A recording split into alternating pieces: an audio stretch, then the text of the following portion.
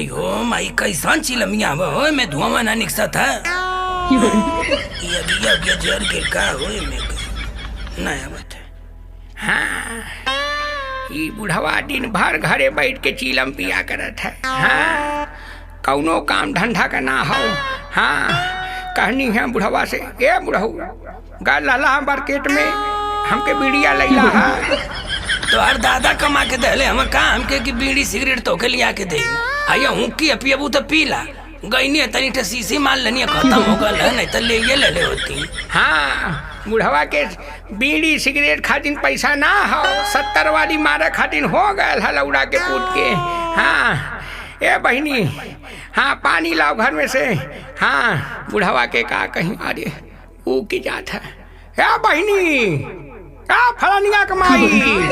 हाँ ए बहनी हाँ निकल आओ, हाँ निकल आओ बहनी। हाँ जब से बुढ़ऊ गई ना अइलू ना दुआरे। हाँ हम तोहरे में गए रहे, आवा निकल आवा काकी पान लगी।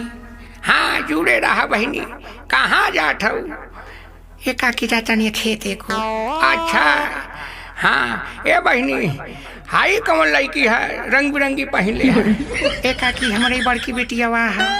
अच्छा ये तोहरे बड़की बेटिया है, सयान हो गई। हाँ ये का करनी? ए काकी गाना बजाना वाला काम करेनी। अच्छा ए बहनी का करेलू, का नाम है तोहार? अच्छा जुड़े रहा। हाँ जुड़े रहा बहनी। हाँ लेकिन रनिया तू एक का गोड़वा धैलू है। हाँ दोनों धैला। हाँ अब जुड़े रहा। हाँ जुड़े रहा। हाँ ये बहनी बुढ़ऊ के धैला। हाँ नहीं तो लौंडा का पुतना राज खुश हुई। हाँ वो के धैला टंगड़िया इहो वाला। जुड़े रहा तो के महतारी कसम महतारी खुश रख। हाँ जुड़े रहा बहनी। हाँ ए बहनी हाँ बुढ़वा के छोड़ा तू कुछ सुनावा हमके। हाँ बुढ़वा हमार दिमाग खराब कैले है, बीड़ी न लैले है, चीलम पियावत है।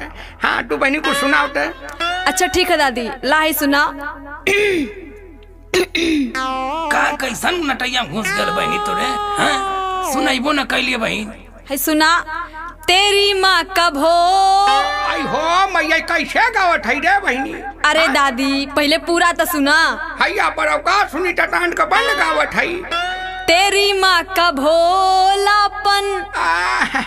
आई हो हाँ, मैया हम तो बहन का समझ लो दादी। हम तो बुझी न पौनी। अच्छा एक मतलब ही है। हाँ सुनाओ बहनी और आगे सुना। तेरी बहन की चूड़। मैया ये कैसे गावत हो? एकदम हाथ पार करत हो। अरे बाबा हम सही गावत हैं। अरे आगे तो सुना पहले। का सुनी अंडा का बंड ये कुल कौन गावत है ये गाना? तो तेरी बहन की चूड़ियाँ। आई हो मैया ऐसे तो बताओती कहे हमके डिस्टर्ब करके गावत है। थोड़ी दिमाग लगावा बाबा। हाँ तो सुना और कैसे है? मेरे भाई का लन। हाँ ये बहनी बन कटे गावल बजावल कैसन गावत है त। हाँ अब ना भको कोमा में चल जाती सुन तो गाना। हाँ भक्ति भजन गौती कैसन अंडा का बंड गावत है। हाँ तू सही से सुनत ना हो दादी, सही से सुना। कैसा सुनी अंडा का बंड सुनाओ थे कैसा सुनी? मेरे भाई का लंदन में चलता है बिजनेस। हाँ तो ऐसे ऐसे साफ साफ सुनाओ तू बेमतलब वाला। तू आधी आधी रोक रोक के सुनावत हो। हम कब से सुनावत है पूरा सही से, लेकिन तू लोग सही से सुनते ना हवा। हाँ तो पहले हमके साफ साफ बढ़िया से सुना बहनी तब कैसे पूरा गाना है। तला सुना ए बाबा। हाँ तो सुना बहनी। तेरी माँ का भोलापन, तेरी बहन की चूड़ियाँ। तेरी माँ का भोलापन, तेरी बहन की चूड़ियाँ। यही देख कर भाई का मेरा, यही देख कर भाई का मेरा लंदन जाना छूट गया। यही देख कर भाई का मेरा लंदन जाना छूट गया। यही देख कर भाई का मेरा। हाँ बहनी बहुत डेंजर गावत है, बुढ़िया का कसम खात है। हाँ लौडू का पुट अपने माई का कसम कहा न खाईता, हमार कसम का खात हवा। अब बहिना सुना नहीं है तोर गाना एकदम मन भी ना हच हच 3 दाई कोमा में से निकल गई नी। ये कैसे गावत है हम तो बुझी ना पावत है। लेकिन एक बात कह के परी तब भेली ओली ना खैले रहली। महतारी कसम बहुत डेंजर गावत है, पूरा हिल जाती है शरीरिया हमार। हम समझी ना पावत कि हम फिरंगी खानदान से आइला ये कुछ सुनले आइला। हाँ ये काका हमारी बेटिया वाना बचपन से इतना सुंदर गावले। हाँ का गावले इतना डेंजर गावत है कि हाथ हाथ 3 दाई कोमा से हमहू निकल गई। हाँ इतना डेंजर गावे के चाहिए, भक्ति भजन गावे के चाहिए। कहूँ काकी सही में हमारे बिटिया इतना निक गावत है। हाँ ये बहनी हमने तो कपारे से ऊपर गावत है कि बुढ़वा ऑर्केस्ट्रा फर्केस्ट्रा देखा लाई है, बता पाई कि कैसन गावत है। हे बूढ़ा तू चुप रहा था। हे बहनी तनी और कुछ सुनाता है, इतनी कुछ नया सुनाइए, बढ़िया का सुना बहनी त। ए बाबा अभी पिछलका गनवा पूरा भईबा कहाँ गयल पूरा सुना। अच्छा सुना बहनी त। हे बाबू सर तो नहीं सुन तो ना। हे बाबू तनी बाबू अंदरवा से चश्मा लेके आता है, तनी से गनवा सुने के मातारी कसम मजा तनी मनी आवत। ये बहनी तब सुना त रुकल काहे है, सुनाओ। ला सुना सुना बाबा। मांगता हूँ तो देती नहीं। आई हो मैया कैसन गावत है हरदम बार बार। अरे बाबा तू तो मुझे पका देला। अरे पहले पूरा तो सुना। हाँ तो सुनाओ।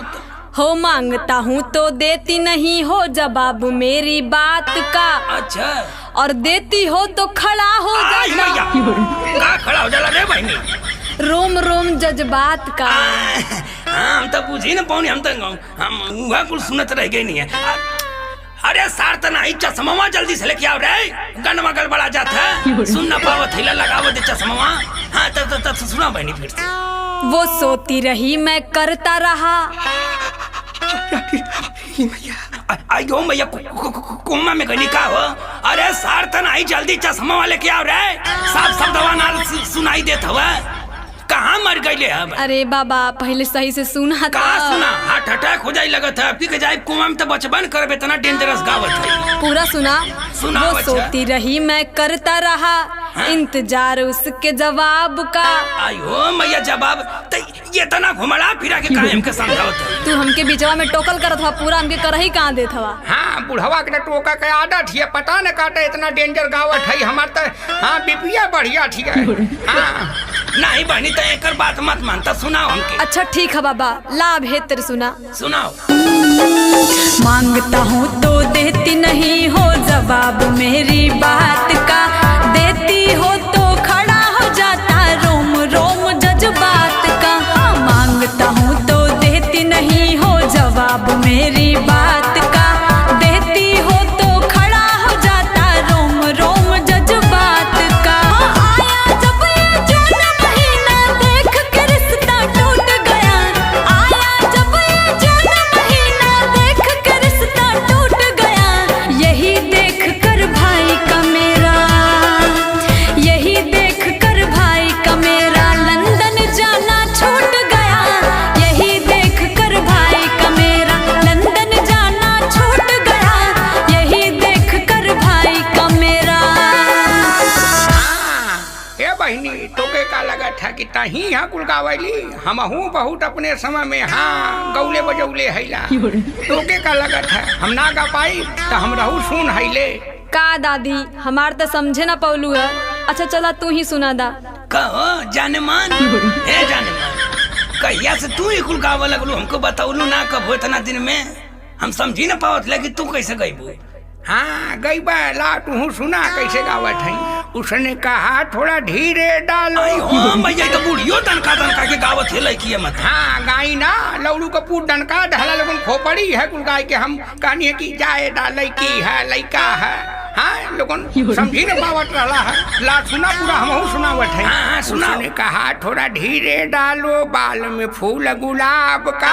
आयो मैया तो बूढ़ियो वैसा ही लड़किया मतिन गावत है। हम ही फिरेंगी खानदान से रह के कुछ ना कपौनी जीवन में। हाँ लौड़ू का पूते तू कौनो काम का हवा के कुछ करबा। हाँ ए दादी कुछ अगवो सुनावा। हाँ सुनावत है बच्चा ले और सुन। आगे नहीं थोड़ा पीछे कर लो। आयो मैया अब हमार 35 साल पुरानी गोजी उठ जाई बूढ़ी। एकदम तू फिरंगी खानदान का नाम कटवावत हो अंडा का बंडका के। हाँ लौड़ू कपूर नाव कटवावत है हम रहो पूरा सुना डनका के खोपड़ी लोग रख डाला है। हाँ हम कुछ बोला नहीं। हाँ ला पूरा गाना सुनबा तब न था चली वैसा ही तो वो सुनावट रहा। आगे नहीं थोड़ा पीछे कर लो हुस्न दीदार सबाब का।